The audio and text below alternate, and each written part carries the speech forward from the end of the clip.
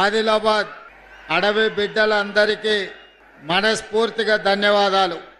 ప్రజాపాలన ప్రగతి ప్రణాళికలో భాగంగా బోత్ శాసనసభ నియోజకవర్గంలో శాసనసభ్యులు అనిల్ జాదవ్ గారి అధ్యక్షతన రాష్ట్ర ప్రభుత్వం ఇన్ఛార్జ్ మంత్రివర్యులు జూపల్లి కృష్ణారావు గారి పర్యవేక్షణలో ఒక మంచి కార్యక్రమాన్ని ఏర్పాటు చేసి ఈ కార్యక్రమానికి నాతో పాటు ముఖ్య అతిథులుగా ఉప ముఖ్యమంత్రి వర్యులు మిత్రులు బట్టి విక్రమార్క గారిని, అదేవిధంగా పెద్దలు రాష్ట్ర ప్రభుత్వ సలహాదారులు సుదర్శన్ రెడ్డి గారిని, శాసన మండలి సభ్యులు కాంగ్రెస్ పార్టీ తెలంగాణ అధ్యక్షులు మహేష్ కుమార్ గౌడ్ గారిని, స్థానిక పార్లమెంట్ సభ్యులు మిత్రులు నాగేష్ గారిని, అదేవిధంగా మీ అందరి అభిమాన నాయకుడు ఆనాడు నేను పిసిసి అధ్యక్షుడిగా బాధ్యత తీసుకున్న తర్వాత ఇంద్రవెల్లి గడ్డ మీద దళిత గిరిజన దండోరా కార్యక్రమాన్ని ఏర్పాటు చేయమని విజ్ఞప్తి చేస్తే ఆనాడు వేలాది మందితోని ఆ కార్యక్రమాన్ని నిర్వహించిన సోదరులు ప్రేమ్ సాగర్ రావు గారు,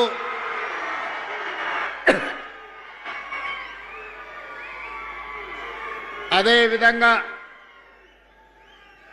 శాసనసభ విప్ ఆది శ్రీనివాసరావు గారు, మరొక విప్ విజయ్ రమణ గారు, అదేవిధంగా రాజ్యసభ సభ్యులు వేం నరేందర్ రెడ్డి గారు, ఖానాపూర్ శాసనసభ్యులు వెడమ బొజ్జు గారు, ఆదిలాబాద్ శాసనసభ్యులు మిత్రులు పాయల శంకర్ గారు, శాసన మండలి సభ్యులు దండే విఠల్ గారు, శాసన సభ్యులు రామ్దాస్ మాలోత్ గారు, మాజీ కేంద్ర మంత్రివర్యులు మా అందరికీ చాలా సీనియర్ నాయకులు వేణుగోపాలాచారి గారు, వేదిక మీద ఉన్న వివిధ కార్పొరేషన్లకు సంబంధించిన చైర్మన్లు, మున్సిపల్ మేయర్లు, మున్సిపల్ చైర్మన్లు, వివిధ హోదాలలో ఉన్న ప్రజాప్రతినిధులు,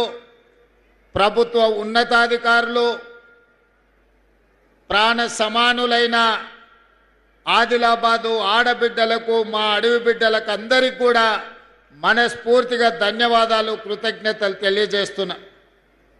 మిత్రులారా, రాజకీయాలలో మనిషి పట్ల విశ్వాసం ఉండాలి, ఆ మనిషి ఇచ్చే మాట మీద నమ్మకం ఉండాలి.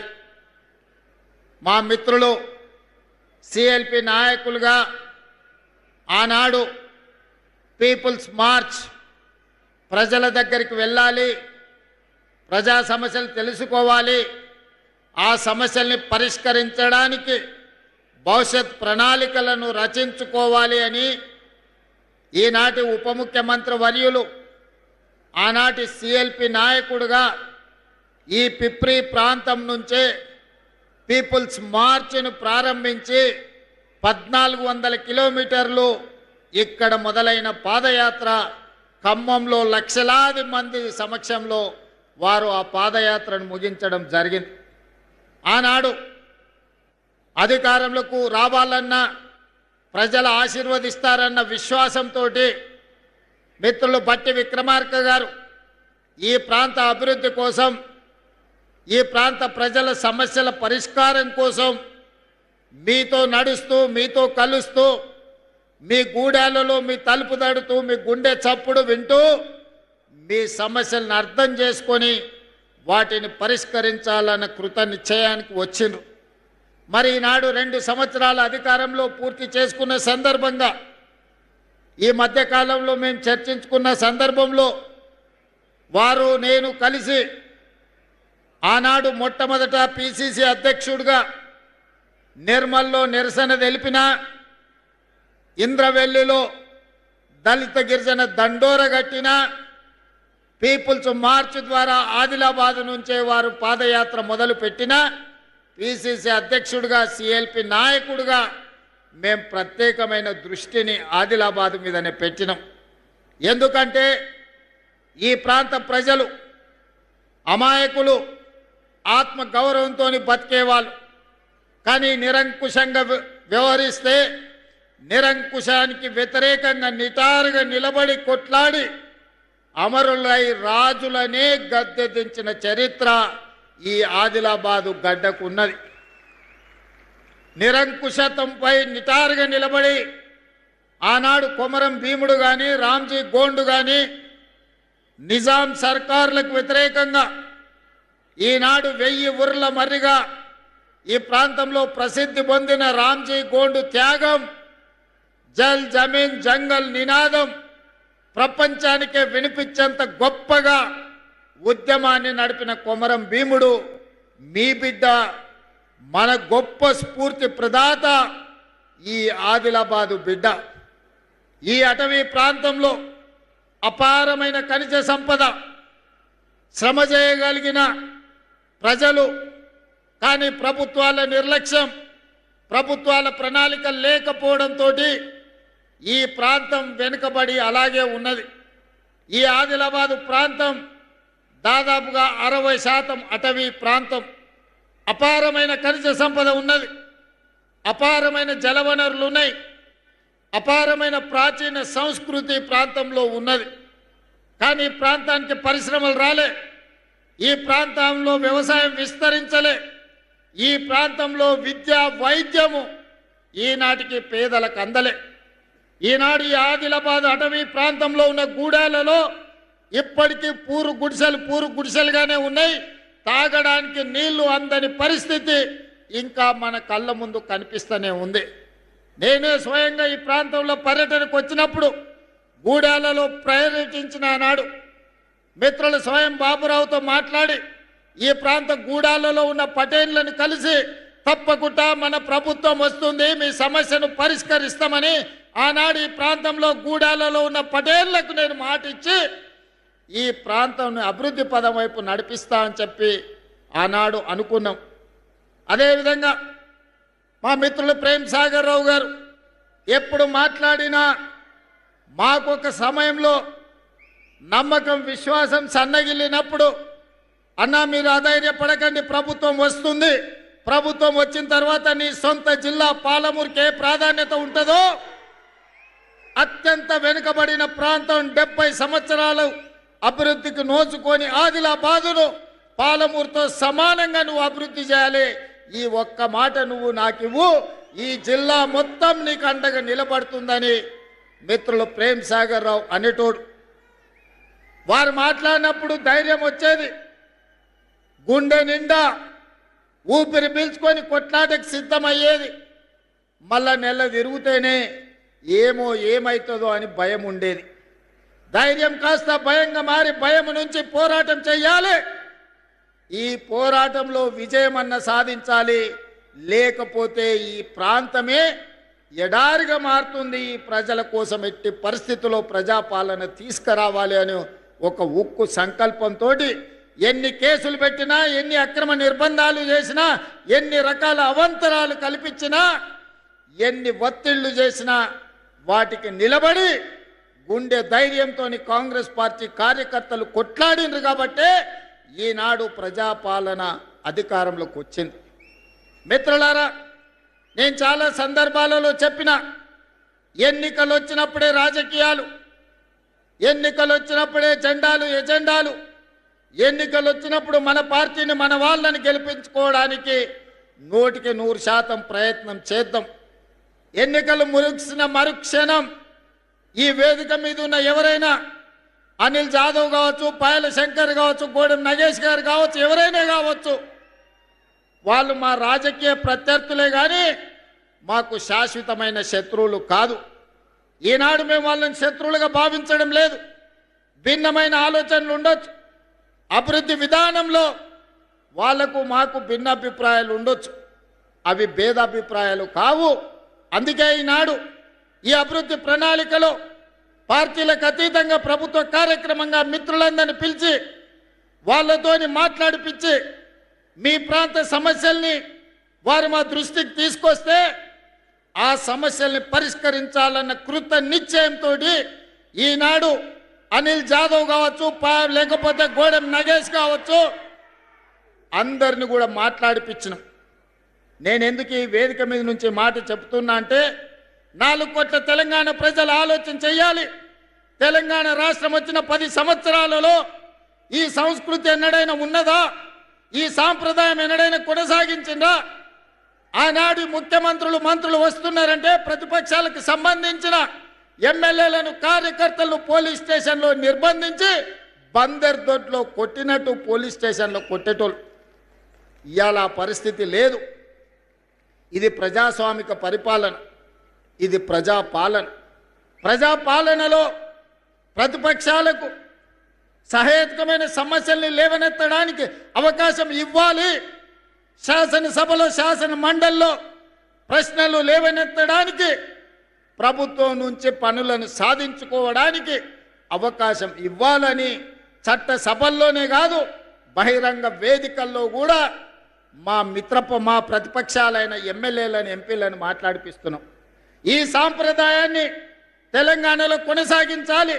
తెలంగాణ అంటే రాజకీయ విలువలకు వేదిక, తెలంగాణ అంటే ఒకరినొకరి గౌరవించుకునే ప్రాంతమని ఈ దేశానికే ఆదర్శంగా నిలబడాలని ఈనాడు ఒక మంచి సాంప్రదాయానికి ప్రయత్నం చేస్తున్నాం. మా మిత్రులు కలిసి వచ్చినందుకు వారికి మనస్ఫూర్తిగా నేను ధన్యవాదాలు తెలియజేస్తున్నా. కొంతమంది కొన్నిసార్లు మైకు వస్తే చాలు ఏది మాట్లాడుతున్నాం, ఎందుకు మాట్లాడుతున్నాం, ఎప్పుడు మాట్లాడుతున్నాం, ఎలాంటి భాష వాడుతున్నామనే విచక్షణ కోల్పోయి ఏది పడితే అది మాట్లాడడం ద్వారా పేదలకు, దళితులకు, ఆదివాసులకు, గిరిజనులకు అన్యాయం జరుగుతుంది. ఇన్నవాడికి మాట్లాడే వాటికి వచ్చే నష్టం ఏం లేదు. కానీ అదే సమస్యల్ని ఒక పద్ధతి ప్రకారం లేవనెత్తితే ఈనాడు మంజూరు చేసిన ప్రాజెక్టులు మా శాసనసభ్యులు ఏం లేరు. ఈరోజు young India integrated residential school కావచ్చు, సాగునీటి ప్రాజెక్టులు కావచ్చు, రోడ్లు కావచ్చు, ఇచ్చిన పనులు కాంగ్రెస్ పార్టీ శాసనసభ్యులు, పార్లమెంట్ సభ్యులు లేరు. లేకపోయినా ఇది పేదలకు అన్యాయం జరగకూడదు, పేదలకు మేలు జరగాలి, ఈ ప్రాంతంలో అభివృద్ధి పెంచాలి అని ఈనాడు ఇన్ని పనుల్ని మంజూరు చేసి ఈరోజు 1250 కోట్ల రూపాయలతోని మా మిత్రులు బట్టి విక్రమార్క గారు ఉదయం బయలుదేరే ముందు నాకు ఒక ఫోన్ చేసిరు. మనం నిర్మల్ కూడా young India integrated residential school ఇస్తే బాగుంటుంది అని.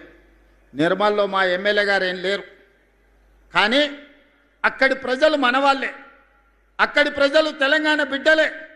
నిర్మల్కు కూడా young India integrated residential school తక్షణమే మంజూరు చేయండి అని బయలుదేరే ముందు 200 కోట్ల రూపాయలతోటి నిర్మల్ శాసనసభ నియోజకవర్గానికి కూడా ఈనాడు స్కూలు ఇచ్చి ఈరోజు ప్రారంభోత్సవ కార్యక్రమాల్లో మనము ఇంక్లూడ్ చేసుకున్నాం. ఈనాడు ఇందిరమ్మ ఇండ్లు కావచ్చు, అదేవిధంగా 200 యూనిట్లు ఉచిత కరెంటు కావచ్చు, రైతు రుణమాఫీ కావచ్చు, రైతు భరోసా కావచ్చు, 500 రూపాయల సిలిండర్ కావచ్చు, ఉచితంగా ఆడబిడ్డలకు ఆర్టీసీ బస్సుల్లో ప్రయాణం కావచ్చు. ఇవేవి కూడా కాంగ్రెస్కు ఓటేస్తేనే చేస్తామని అనలేదు.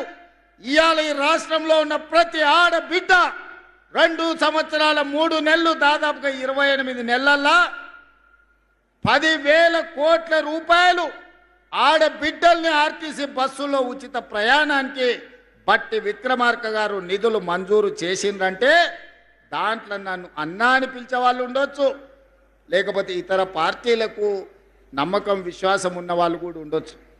మేము పార్టీలు చూడలే, ఆడబిడ్డల కష్టాలు చూసినాం. ఆడబిడ్డలకు ఆర్టీసీలో ఉచిత ప్రయాణం ఉండాలి. ఒకనాడు అమ్మగారి ఇంటికి వెళ్ళాలన్నా, లేకపోతే బాసర సరస్వతి మందిరానికి వెళ్ళాలన్నా ఇంటాయన నగదిస్తే పోయినట్టు, ఇంటాయన కసురుకుంటే కడుపులో దుఃఖం పెట్టుకొని అవకాశం వచ్చినాడు పోదంలే అని ఊరుకొని ఉండొచ్చు. కానీ ఇవాళ పరిస్థితి లేదు. మా అక్కలీడు ఉన్నారు, మా అక్కలు చెప్పాలి. 2023 డిసెంబర్ 9 నాడు ఆర్టీసీ బస్సుల్లో ఆడబిడ్డలకు ఉచిత ప్రయాణం అన్నాం. దాదాపుగా 28 నెలలైంది. మా అక్కలు ఇక్కడ సాక్షి. మా అక్కలను నేను అడుగుతున్నా, ఏ ఆర్టీసీ బస్సులన్నా ఎవరన్నా ₹1 బస్ టికెట్ కోసం మిమ్మల్ని ఎవరైనా పైసలు అడిగినరా అక్క? ఎవరైనా అడిగినరా? ఎక్కడైనా సరే ఆదిలాబాద్ నుంచి హైదరాబాద్ కానీ, ఆదిలాబాద్ నుంచి అలంపూర్ కానీ, లేకపోతే బాసర నుంచి భద్రాచలం కానీ, లేకపోతే ఇక్కడుండే సత్యనారాయణ స్వామి మా పెద్దలు ప్రేమసాగరరావు గారు చెప్పారు, ఆ గుడి నుంచి యాదగిరిగుట్ట లక్ష్మీ నరసింహస్వామి దగ్గరికి పోవాలంటే ఎప్పుడన్నా ఆడబిడ్డలు బస్ ఎక్కి ₹1 ఎవరైనా అడిగినరా? అడిగినరా అక్క? అడిగినరా? నేను ఆయననే చెప్పిన, ఎవరన్నా మిమ్మల్ని బస్సు టికెట్కు పైసలు అడిగితే మీ తమ్ముని ఫోటో బ్యాగులో పెట్టుకోండి, మా తమ్ముడు పట్నంలో ఉంటాడు, బస్ కిరాయి పైసలు గాడిస్తాడు, తీసుకోపో అని చెప్పి ఆయనకి చెప్పుర్రి అని. ఆయన నుంచి ఇవాళటి వరకు 10,000 కోట్ల రూపాయలు ఇవాళ మా ఆడబిడ్డల కోసం ఈ ప్రభుత్వం ఉచిత బస్సు ప్రయాణానికి ఖర్చు పెట్టింది. ఇవాళ మా ఆడబిడ్డలు ఈడు ఉన్నారు, మీ ఇళ్ళల్లో కరెంట్ ఉన్నది, మీ కళ్ళల్లో ఆనందం కనిపిస్తుంది. 200 యూనిట్లు 50 లక్షల కుటుంబాలు ఇవాళ ఉచిత కరెంటు మీకు అందుతున్నదా లేదా ఒక్కసారి ఆలోచన చెయ్యండి. ఉచిత కరెంటే కాదు, ఆనాడు గొప్ప గొప్ప మాటలు చెప్పారు. డబల్ బెడ్రూమ్ ఇల్లు ఇస్తామన్నారు. కొడుకు కాడోళ్ళు ఉంటే ఏడ ఉంటారు, బిడ్డ అల్లుడు పండగకు వస్తే ఏడ వండుకుంటారు, కోడిపిల్ల మేకపిల్ల ఉంటే ఏడ కట్టేస్తారని అడిగారు. డబల్ బెడ్రూమ్ ఇల్లు రాలే. ఆనా పిల్లంటలో కోడిని ఆకాశంలో కట్టి కింద ఉత్తాన్నం తిన్నట్టు నడిచిపోయింది.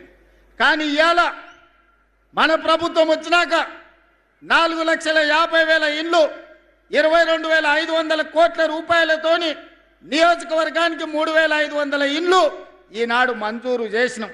ఇదే కాదు, ఆదివాసీలు ఉన్న ప్రాంతంలో ఐటీడీఏ ప్రాంతంలో మరో 25,000 అదనపు ఇండ్లు పేదవాళ్ళు కట్టుకోవాలి, అడవి బిడ్డల ఆత్మగౌరవంతో బతకాలి అని ఇందిరమ్మ ఇల్లు వచ్చిన ప్రతి ఒక్కరికి 5 లక్షల రూపాయలను ఉచితంగా మీరు ఎట్లా పని చేసుకుంటే అట్లా ఖాతాలో టకీమని నగదు పడేటట్టు చేసినాం. ఇవాళటి వరకు నేను ఈ వేదిక మీద నుంచి ప్రతిపక్షానికి చెప్పదలుచుకున్నా, ఈ ప్రభుత్వం వచ్చినాక దాదాపుగా 5,400 కోట్ల రూపాయలు ఇప్పటికీ ఇందిరమ్మ ఇండ్లు కట్టుకునే పేదల ఖాతాలో నగదు వేసినామని ధైర్యంగా గుండె ధైర్యంతో ఈనాడు ఈ ఆదిలాబాద్ వేదిక మీద నుంచి నేను చెప్పదలుచుకున్నా. ఎన్నడైనా పేదోడు ఆత్మగౌరవంతో బతకాలి, పేదవాడికి సొంత ఇల్లు ఉండాలి అని ఎన్నడైనా ఆలోచన మీరు చేసిండ్రా? 500 రూపాయలకు సిలిండర్ ఇవ్వాలన్న ఆలోచన మీకు వచ్చిందా? అంతెందుకు, ఆనాడు అన్న నందమూరి తారక రామారావు గారు 2 రూపాయల కిలో బియ్యం, ఆయల్ల బియ్యమే లేవు, పేదవాడు పండుగ పూట తెల్లన్నం తినేటోడు, ఆయల్ల 2 రూపాయల కిలో బియ్యం పథకం వచ్చింది. 40 ఏళ్ళు అయిపోయింది. ఇంకా గవ్వే దొడ్డు బియ్యం తినాలంటే కాలం మారింది, పంట మారింది, చదువులు మారినాయి, విజ్ఞానం పెరిగింది. ఇవాళ దొడ్డు బియ్యంతో అన్నం తినే పరిస్థితి లేదు, పసులకు దాన పెట్టే పరిస్థితి వచ్చింది. సన్న బియ్యంతో పేదవాడి కడుపు నింపాలన్న ఆలోచన ఎవరికైనా వచ్చిందా? ఇవాళ నేను ధైర్యంగా ఈ వేదిక మీద నుంచి చెప్పదలుచుకున్నా, 3,17,00,000 తెలంగాణ బిడ్డలకు ఒక్కొక్కరికి 6 కిలోల చొప్పున ఇవాళ సన్న బియ్యం పేదలకు అందిస్తున్నాం. మా అక్కలు వంట వండి ఇంటాయనకే కాదు, ఇంట్లో ఉండే సన్న బియ్యం సంటి పిల్లలకు ఇవాళ వండి పెట్టే పరిస్థితి వచ్చింది. మా అక్కలే సజీవ సాక్షి. ఇవాళ రేషన్ షాపుల్లో లైన్లో నిలబడి సన్న బియ్యం తీసుకొని ఇంటికి పోతున్నారు. ఆయల్లా దొడ్డు బియ్యం ఇస్తే రేషన్ షాపోడే అక్కడి నుంచి అక్కడనే కిలోకి 10 రూపాయలు నగదు ఇస్తే ఇచ్చినట్టు చేసి మిల్లర్ల మాఫియా, దళార్ల మాఫియా ఆయల్లా బియ్యం పథకాన్ని తూట్లు పొడిచిండ్రు. ఇవాళ తెలంగాణ రాష్ట్రంలో దేశంలో ఎక్కడా లేదు ఈ పథకం. దేశంలోనే మొట్టమొదటిసారి తెలంగాణ రాష్ట్రంలో 3,17,00,000 తెలంగాణ బిడ్డలకు 6 కిలోలు సన్న బియ్యం ఇవ్వడం ద్వారా ఈరోజు ఆత్మ గౌరవంతో మనం అన్నం తినడమే కాదు, సంటి పిల్లలకు వండి పెట్టే పరిస్థితి ఈరోజు మన రాష్ట్రంలో వచ్చింది. ఈ విధంగా చెప్పుకుంటూ వెళ్తే ఆడబిడ్డల్ని ఆర్టీసీలో బస్సుల్లో ఉచిత ప్రయాణమే కాదు, 1000 ఆర్టీసీ బస్సులకు యజమానులను చేసినాం. సోలార్ విద్యుత్ ఉత్పత్తి అదానీ అంబానీలు కాదు, మా ఆడబిడ్డలకు 1000 మెగావాట్లు ఇచ్చినాం. హైటెక్ సిటీ పక్కన 1000 కోట్ల రూపాయల స్థలాన్ని ఇచ్చి మా ఆడబిడ్డలు తయారు చేసే వస్తువులను ఈరోజు హైటెక్ సిటీ పక్కన అమ్మే విధంగా అంతర్జాతీయ మార్కెట్ ఈరోజు మనం కల్పించినాం. ఇవన్నీ సంక్షేమం ఒక ఎత్తు. సంక్షేమం గురించి మా మిత్రులు పట్టి విక్రమార్క గారు చెప్పినారు. ఇవాళ ఈ వేదిక మీద నుంచి 4-5 విషయాలు నేను స్పష్టంగా చెప్పదలుచుకున్నా. మా మిత్రులు కొన్ని విషయాలు మాట్లాడారు. కొన్ని మండలాలు, రెవెన్యూ డివిజన్లు లేకపోతే జిల్లాల గురించి కేంద్ర ప్రభుత్వం మండలాల సరిహద్దులు కానీ, రెవెన్యూ డివిజన్ల సరిహద్దులు కానీ, జిల్లా సరిహద్దులు మార్చొద్దని కేంద్ర ప్రభుత్వం ఆదేశాలు ఇచ్చింది. 2027 మార్చి 31 వరకు జిల్లా, మండల, రెవెన్యూ సరిహద్దులు మార్చడానికి అవకాశం లేదు. ఆ తర్వాత ప్రభుత్వం ఒక జ్యుడిషియల్ కమిషన్ వేసి ఇలాంటి సమస్యలన్నింటిని కూడా ఆ కమిషన్కి ఇచ్చి బోత్ ప్రాంతం రెవెన్యూ డివిజన్గా మార్చాలని మిత్రులు అడిగినారు కదా. ఆ కమిషన్ ద్వారా ఆ రోజు ఈ సమస్యకు పరిష్కారం చూపించే ప్రయత్నం చేద్దాం. ఇక అదేవిధంగా ఆనాడు ప్రాణహిత చేవెళ్ళ ఈడ తుమ్మిడేటి దగ్గర మొదలుపెట్టి కొడంగల్, తాండూరు, వికారాబాద్ వరకు గోదావరి జలాలను 160 టీఎంసీలు తరలించాలని ప్రాజెక్టు కడితే ప్రాణహిత పేరు మారింది, ఊరు మారింది, అంచనాలు మారినాయి. 1,00,000 కోట్లు గోదావరిలో పోసినట్టయింది. కాళేశ్వరం కడితే కూలేశ్వరం అయిపోయింది. 3 ఏళ్లలోనే కట్టుడు కూలిపోడు జరిగిపోయింది. మా ఆదిలాబాదుకు మాత్రం రాలేదు. మా ప్రేమ్ సాగర్ రావు గారు ఎప్పుడు అంటారు, గోదావరి తలా మా పక్కల నుంచే పోతుంది, మాకు మాత్రం నీళ్లు రాలేదు అని. అందుకే ఇవాళ నేను ఈ వేదిక మీద నుంచి మాట ఇస్తున్నా. ఇప్పుడు ప్రారంభించిన సాగునీటి ప్రాజెక్టులే కాదు, తుమ్మిడేటి నుంచి ప్రాణహిత చేవెళ్ళ ప్రాజెక్టును తిరిగి ప్రారంభిస్తాం. ఆదిలాబాదుకు నీళ్లు ఇచ్చి ఈ ప్రాంతాన్ని సస్యశ్యామలం చేసే బాధ్యత మా ప్రభుత్వం తీసుకుంటుంది. మా సాగునీటి పారుదల శాఖ మంత్రివర్యులు ఉత్తమ్ కుమార్ రెడ్డి గారు సర్వేలు చేపిస్తున్నారు, అంచనాలు సిద్ధం చేస్తున్నారు. తొందరలోనే ప్రాణహిత చేవెళ్ళ తుమ్మిడేటి దగ్గర ప్రారంభించి ఆదిలాబాదు ప్రాంతానికి నీళ్లు అందించి తాగునీరు, సాగునీరు సమస్యను పరిష్కరించే ప్రాజెక్టును ప్రారంభించడానికి మళ్ళీ నేను ఇక్కడికి వస్తాను అని చెప్పి మా మిత్రులకు తెలియజేస్తున్నా. ఇక రెండవది, ఈ ప్రాంతంలో ఎర్ర బస్సు తిరగడమే కష్టం. మా పాయల శంకర్, మా ఎంపీ నగేష్ గారు, ఈ ప్రాంతంలో ఉండే మా నాయకులు, అన్న హైదరాబాద్కే ఎయిర్పోర్టా, ఆదిలాబాద్కి ఎయిర్పోర్ట్ అక్కర్లేదా అని ఈరోజు కేంద్ర ప్రభుత్వంతో, మోడీ గారితో మాట్లాడినాం, రామ్మోహన్ నాయుడు గారితో మాట్లాడినాం, రాజ్నాథ్ సింగ్ గారితో మాట్లాడినాం. తొందరలోనే వీలైతే జూన్ 2 తారీఖు లోపల ఆదిలాబాద్లో ఎయిర్పోర్ట్ ప్రారంభోత్సవానికి శిలా పలకాన్ని వేసే బాధ్యత వేదిక మీద ఉన్న మిత్రులం అందరం తీసుకుంటాం. మరి ఎయిర్పోర్ట్ వస్తే మరి అది నడవాలంటే కూడా మనకు ప్యాసింజర్లు ఉండాలి కదా.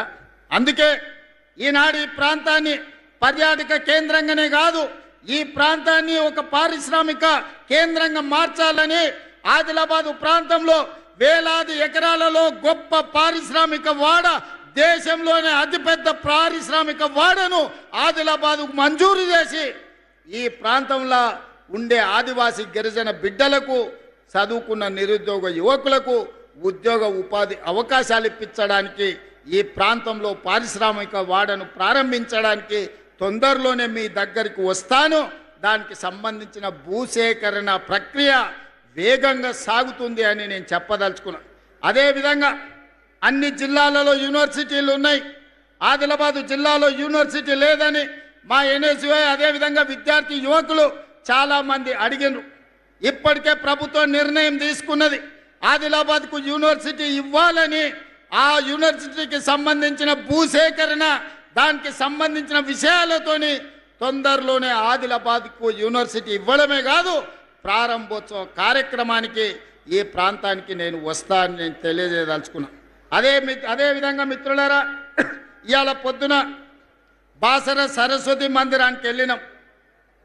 తెలంగాణనే కాదు, దేశం నలుమూలల నుంచి చిన్నపిల్లలకు అక్షరాభ్యాసం చేయించడానికి ఆ తల్లిదండ్రులు సుదూర ప్రాంతాల నుంచి ఇక్కడికి వస్తుంటారు. ఆ మందిరం విస్తరించాల్సిన అవసరం ఉన్నది. మందిర ప్రాంతంలో మౌలిక వసతులను పెంచాల్సిన అవసరం ఉన్నది. ఈరోజు నా మనవడి ఈరోజు అక్షరాభ్యాసం కూడా మీ జిల్లా బాసరలో సరస్వతి ఆలయంలో ఈరోజు ఉదయం అక్షరాభ్యాసం చేయించి ఈ ఆదిలాబాదు ప్రాంతానికి ఉన్న ఒక పవిత్రతను ప్రజలందరికీ తెలియజేసే విధంగా ఒక ప్రయత్నం చేసినాం. ఇవాళ బాసర ఆలయాన్ని విస్తరించడానికి 225 కోట్ల రూపాయలు ప్రాథమికంగా మంజూరు చేసి ఈరోజు బాసర ఆలయాన్ని విస్తరించే పనులను ప్రారంభించుకున్నామని చెప్పడానికి నేను చాలా సంతోషాన్ని వ్యక్తం చేస్తున్నా. ఇంకా బాసర ఆలయాన్ని విస్తరించడానికి ఇంకేమైనా అదనంగా నిధులు అవసరమైతే కూడా ఆ నిధులనిచ్చి దేశంలోనే బాసర సరస్వతి ఆలయం ఒక గొప్ప ఆలయంగా తీర్చిదిద్దడానికి ఈనాడు మన ప్రభుత్వం కట్టుబడి ఉన్నది. దాన్ని విస్తరించే బాధ్యత ఈ ప్రభుత్వం తీసుకుంటుంది. అదేవిధంగా పెద్దలు ప్రేమ్ సాగర్ రావు గారు సత్యనారాయణ స్వామి మందిరం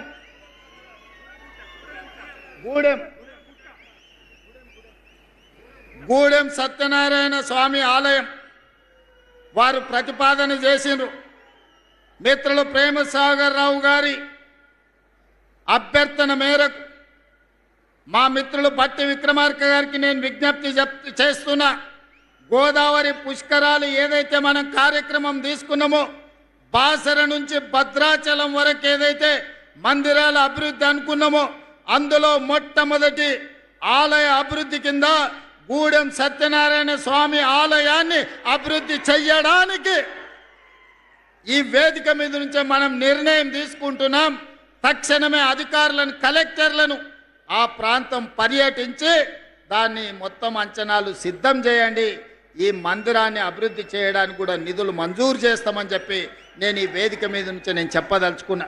మిత్రులారా, ఇవాళ ఈ జిల్లాకు ఎంత చేసినా తక్కువనే, కానీ అట్లని మిగతా వాళ్ళలాగా చెయ్యకుండా వదిలేసే సమస్యనే లేదు.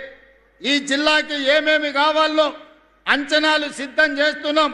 ప్రతి 2 నెలలకు ఒక్కసారి తప్పకుండా ఈ జిల్లాకు వస్తూనే ఉంటా. వచ్చినప్పుడల్లా మీకు నిధులు తెస్తూనే ఉంటా. ఆనాడు కొట్లాట కోసం, ఒక స్ఫూర్తి కోసం ఈ ఆదిలాబాదునే ఎన్నుకున్నాం నేను, మిత్రులు బట్టి విక్రమార్క గారు. ఈనాడు కూడా తెలంగాణ అభివృద్ధిని ఆదిలాబాదు ద్వారానే ప్రపంచానికి చూపించాలి. గోదావరి జలాలను ఒడిసి పట్టాలి. ఈ నేలను సస్యశ్యామలం చెయ్యాలి. ఈ ప్రాంతాన్ని అభివృద్ధి పదం వైపు నడిపించాలి. దానికోసం మీ అందరి సహకారం కావాలి. ఇవాళ మా ప్రభుత్వానికి ఇందిరమ్మ ఇండ్లు ఇచ్చినా, సన్న బియ్యం ఇచ్చినా, ఉచిత కరెంట్ ఇచ్చినా, ఇంటికి ఉచిత కరెంట్ ఇచ్చినా, రైతు రుణమాఫీ చేసినా, రైతు భరోసా ఇచ్చినా, షాదీ ముబారక్ ఇచ్చినా, కళ్యాణ లక్ష్మి అందించినా, ఏ కార్యక్రమం చేసినా పేదవాడి కళ్ళల్లో ఆనందం చూడాలి. మేము పాలకులం కాదు, ప్రజలెన్నుకున్న సేవకులం. ప్రజలకు సేవ చెయ్యాలన్న ఆలోచనతోనే మీ ముందు నిలబడ్డం. అందుకే మిత్రులారా, ఆదిలాబాదు మీద ఈనాడు మాకున్న ప్రత్యేకమైన అభిమానం మీ గుండెల నిండా ఉన్నది. కాబట్టే ఎర్రటెండలో కూడా వేలాది మంది, ముఖ్యంగా ఎడమ వైపున చూస్తే మా ఆడబిడ్డల్ని చూస్తే నా కడుపు నిండింది, ఆకలి కూడా మాయమయ్యింది. ఎందుకంటే ఇంతమంది ఆడబిడ్డలు ఆశీర్వదించడానికి వస్తే ఇక ఎవరు ఎదురొచ్చినా ఎవరినైనా ఎదుర్కొనే ధైర్యం వస్తుంది. అందుకే మా అక్కలకు ఆయల్లా ఇందిరమ్మ చీరలు ఇచ్చినాం. పాలపిట్టలాగా మా అక్కలు కట్టుకొని వచ్చారు. ఈసారి మళ్ళా కొత్త చీరలు చిలకపచ్చ రంగుతోని మా ఆడబిడ్డలు చిలకల లెక్క మంచిగా ఉండాలి, ఇంటాయన కూడా సంతోషపడాలి. అబ్బా మా ఆవిడ ఎంత అందంగా ఉంది చీర కట్టుకుంటే అని. మళ్ళీ ఇందిరమ్మ చీరలకు ప్రణాళికలు సిద్ధం చేసినాం. ఈసారి చిలకపచ్చ చీరలు ఇవ్వాల్సిందిగా మా బట్టి విక్రమార్క గారికి నగదు మంజూరు చేయాల్సిందిగా ఆనాడు పాలపిట్ట రంగు ఇచ్చినాం. ఈసారి చిలకపచ్చ రంగులో మా అక్కలందరినీ నేను చూడదలుచుకున్నా. మీరు ఆ నిధులు కూడా మంజూరు చేయాలి. ఇదే ఆడబిడ్డలకు మనం పెట్టే చీర మన పుట్టింటి ఆడబిడ్డకు పెట్టే సారెలాగా ఉండాలి. నువ్వు ఏమిచ్చినా ఆడబిడ్డకు సంతోషం ఉండదు, కానీ పుట్టింటోళ్ళు పెట్టిన చీరను జాగ్రత్తగా అలమారిలో దాచిపెట్టుకొని పండుగ పూట కట్టుకుంటుంది. ఏమక్క అవునా? అది అగ్వదైనా సరే, కానీ ఈ పుట్టింటోళ్ళు పెట్టిరు కాబట్టి దాన్ని జాగ్రత్తగా పెట్టుకుంటాం. అట్లనే ఇవాళ మీ సోదరుడు పుట్టింటి నుంచి మళ్ళా మీకు ఇందిరమ్మ చీర సారె రూపంలో మళ్ళా పెట్టడానికి మొత్తం తయారు చేస్తున్నాం. ఇగో బట్టి గారు మనకు వందల కోట్ల రూపాయలు నిధులు కూడా ఇస్తా అన్నాడు. మళ్ళా డిసెంబర్లో మా అక్కలకు చిలకపచ్చ చీరతోని మా ఆడబిడ్డలను అందరిని కూడా గౌరవించుకునే సాంప్రదాయాన్ని ముందుకు తీసుకెళ్దాం. అదేవిధంగా గోడెం నగేష్ గారు చెప్పిన మా ఊర్లో క్రీడా పాఠశాల పెట్టినాని. ఈనాడు గంజాయి డ్రగ్స్ పబ్బులు అని తిరుగుతున్నారు యువత, పెడ మార్గాన చెడు మార్గాన పోతున్నారు. వాళ్ళందరినీ మత్తు బాట వదులురా, మైదానాల బాట పట్టురా అని చెప్పి ఇవాళ పిల్లలకు ఒక స్ఫూర్తి నింపడానికి మేమే క్రీడా మైదానాలకు వెళ్ళడమే కాదు, మన ఎమ్మెల్యేలకు కూడా ఎమ్మెల్సీలకు కూడా మన ఆటల పోటీలు పెట్టినాం, మొత్తం పెద్ద ఎత్తున నిర్వహించినాం. అందుకే ఇవాళ ప్రపంచ దిగ్గజమైన మెస్సీని ఫుట్బాల్ ఆడటానికి మన రాష్ట్రానికి తెచ్చినాం. ఈరోజు క్రీడల గురించి ఏదైతే ఆదిలాబాద్ ప్రాంతం నుంచి ఒక ఆలోచన చేసిండ్రో, హైదరాబాద్ వెళ్ళి నెంబడే మా మిత్రులు ఇన్ఛార్జ్ మంత్రివర్యులు జూపల్లి కృష్ణారావు గారికి ఆదేశాలు ఇస్తున్నా, శాసనసభ్యులు నా దృష్టికి తెచ్చిన ఏవైతే నివేదికలు ఉన్నాయో వాటితో పాటు క్రీడలకు సంబంధించి మీరు ప్రత్యేకంగా సమీక్ష చేసి తక్షణమే ఈ ప్రాంతానికి క్రీడల్ని ప్రోత్సహించడానికి ఈ అటవీ ప్రాంతంలో యువకులల్లా చైతన్యం ఉంది, వాళ్ళకు ఒక బలమైన సంకల్పం ఉన్నది. గొప్ప క్రీడాకారులను వెలికి తీయాల్సిందిగా మట్టిలో మాణిక్యాలను వెలికి తీసే బాధ్యత ఈ జిల్లా ఇన్ఛార్జ్ మంత్రిగా మీదే. ఈ ప్రాంతంలో క్రీడలను ఏ విధంగా ప్రోత్సహించాలనో మినీ స్టేడియంతో పాటు క్రీడల కళాశాల మైదానాన్ని అభివృద్ధి చేయడానికి అవసరమైన ప్రణాళికలు సిద్ధం చేయండి, ఈ ప్రాంతానికి మంజూరు చేద్దామని చెప్పి నేను ఈ వేదిక మీద నుంచి మీకు ఆదేశాలు ఇవ్వడం జరుగుతుంది. మిత్రులారా, ఈ రాష్ట్రం మనది, ఈ ప్రజలు మనవాళ్ళు. 4 కోట్ల తెలంగాణ ప్రజలు మా కుటుంబ సభ్యులు. మాకు తారతమ్యం లేదు. మేము కులమో మతమో ప్రాంతమో లేకపోతే ఏ రకమైన వివక్ష చూపియం. రాజకీయ పార్టీల గురించి ఆలోచన చెయ్యం. పేదవాడే మా దృష్టిలో. పేదవాడిని మేం ప్రభుత్వం ఆదాయం పెంచాలి, పేదలకు పంచాలి అన్న ఆలోచనతోని మా ప్రభుత్వం పనిచేస్తుంది. ఏ పేదవాడిని ఆదుకున్నా అది మా బాధ్యతగా భావిస్తాం. రాజకీయాలకు అతీతంగా అభివృద్ధి కార్యక్రమాలను ముందుకు తీసుకెళ్తాం. కానీ కొంతమందికి మేము చేసే అభివృద్ధి నచ్చడం లేదు. మారీచులు మాయ వేషంలో, మాయలేడి రూపంలో, మాయగాళ్ళ రూపంలో మీ దగ్గరకు వస్తున్నారు. నిన్న మొన్న చూసిన కొడంగల్ పోయినరు, లేకపోతే మహేశ్వరం పోయినరు, ఇవాళ ఇంకేడుకో పోయినరు. మార్కెట్ యార్డు కట్టలేదు మీరని. 10 ఏళ్ళు మీరు ఎందుకు కట్టలేదని నేను అడుగుతున్నా. పెళ్లి చేసినా, కొత్తగా పెళ్ళైనా పిల్లనో పిల్లగాడో పుట్టాలంటే 9 నెలల్లో 10 నెలల్లో అవుతుంది కదా.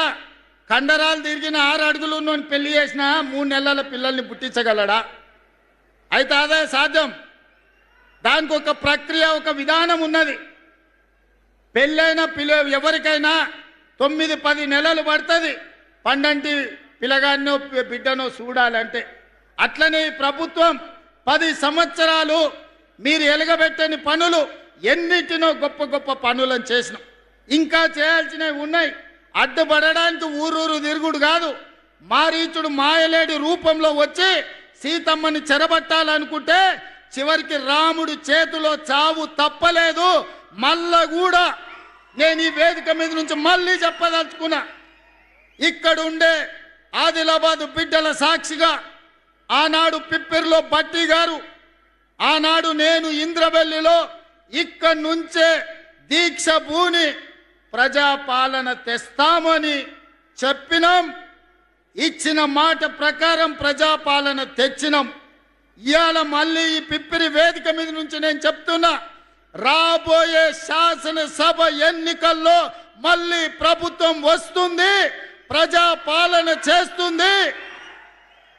2034 లోపల ఆదిలాబాదు అత్యంత అభివృద్ధి చెందిన పర్యాటక కేంద్రంగా, పారిశ్రామిక వాడగా, విద్యా కేంద్రంగా తీర్చిదిద్దే బాధ్యత మా ప్రభుత్వం తీసుకుంటుంది.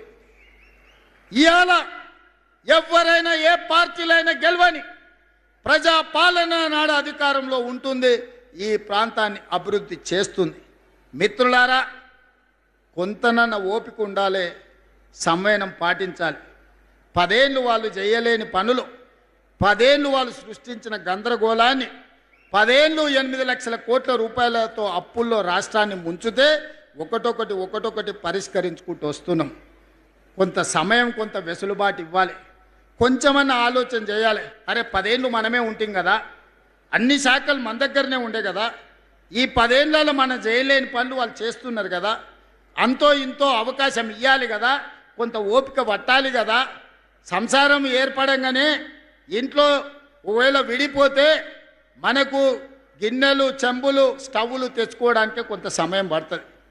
ఏర్పాటు అయిన తర్వాత సంసారాన్ని సరిదిద్దుకోవడానికి కూడా కొంత సమయం పడుతుంది. అంత సమయం కూడా ఇవ్వకుండా నాకు వజ్రాలు తేలేదు, వైదూర్యాలు కొనలేదంటే సాధ్యమవుతుందా? అట్లనే ఈనాడు 6 గ్యారంటీలలో ఇంతకుముందే బట్టి విక్రమార్క గారు చెప్పినారు, ఆర్టీసీ బస్సు ఇవ్వలేదా, ఆరోగ్యశ్రీ పథకం ఇవ్వలేదా, సన్న బియ్యం ఇవ్వలేదా, 200 యూనిట్లు ఉచిత కరెంటు ఇవ్వలేదా, ఇందిరమ్మ ఇండ్లు ఇవ్వలేదా, ఈరోజు ఆడబిడ్డలకు ఆర్టీసీ బస్సులు కొనివ్వలేదా, అదానిలాగా ఈరోజు సోలార్ పవర్ విద్యుత్తు ఇవ్వలేదా? ఇలా చెప్పుకుంటూ వెళ్తే అరగంట మేము చేసింది చెప్పగలం. అసెంబ్లీలో మాట్లాడదామంటే రారు. ఏందా నువ్వు చెప్పేది వింటా అంటే చెప్పరు. ఎంతసేపు ఉన్నా లొల్లి పెట్టాలి, యాగి చెయ్యాలి, బురద జల్లాలి, ప్రజల్ని మభ్య పెట్టాలి. ప్రజలంతా అమాయకులు కాదు నాయన. మీ సంగతి చూసిండ్రు, 10 ఏళ్ళు చూసిర్రు. మీరు ఎన్ని పరిశాన్లు చేసిరో ప్రజలకు తెలుసు. ఆనాడు నేను అడుగుతున్నా, పెళ్ళామొగుడు మాట్లాడుకోవడానికి కూడా భయపడేది, ఫోన్లో మాట్లాడాలంటే ఎవడింటాడో అని. అవునానే? రాజకీయ నాయకులే కాదు, ఆలుమొగులు మాట్లాడుకుంటే కూడా ఇన్న రోజు. ఇవాళ బాగా జాబ్తో రోడ్డు మీదనే మమ్మల్ని తిడుతురు. ఏమన్నా అన్నామా? ఎప్పుడన్నా ఏమన్నా అన్నామా? ఎన్ని మాటలు మాట్లాడుతురు? ఏమన్నా ఎవరి మీద ఏమన్నా కేసులు పెట్టామా? ఎవరు నన్ను సతాయించినామా? అందుకే ఈనాడు తెలంగాణ ప్రజలు స్వేచ్ఛగా బతుకుతున్నారు. మళ్ళీ నిర్బంధాలు కావాలి, మళ్ళీ గడీల పాలన కావాలని ఎవరని కోరుకుంటారా? ఆనాడు గడీలను బద్దలు కొట్టిన ప్రాంతమే, నిజాం సర్కార్ గడీలను బద్దలు కొట్టిన ప్రాంతమే ఆదిలాబాద్ గడ్డ. ఆ బిడ్డలే రామ్జీ గోండు, కొమరం భీముడు. గడీలను బద్దలు కొట్టిన ఈ ప్రాంతం నుంచి నేను చెప్తున్నా, మళ్ళీ గడీల పాలన రానివ్వము, మళ్ళీ రాక్షసులను మమ్మల్ని పాలించే పరిస్థితి రానివ్వం. ఈరోజు ప్రజలకు సేవకులుగా సేవలు అందిస్తాము, తెలంగాణ రాష్ట్రాన్ని అభివృద్ధి పదం వైపు నడిపిస్తాము. ఖచ్చితంగా 2034 వరకు ఈ ప్రభుత్వం కొనసాగుతుంది. మా ఆడబిడ్డల ఆశీర్వాదం ఉంటుంది, మా సోదరుల సహకారం ఉంటుంది. మళ్ళీ వస్తా జూన్ 2 లోపల ఆదిలాబాద్కు చెప్పిన వాటిల్లో చాలా వరకు మళ్ళీ మంజూరు చేసి తీసుకొచ్చి మీ పనులు ప్రారంభించే కార్యక్రమం చేస్తా. మళ్ళీ వచ్చే కార్యక్రమంలో ఇదే ఉత్సాహంతో, ఇదే అభిమానంతో మనందరం కలిసికట్టుగా పనిచేద్దామని తెలియజేస్తూ మీ అందరి దగ్గర సెలవు తీసుకుంటున్న. ధన్యవాదాలు మిత్రులారా.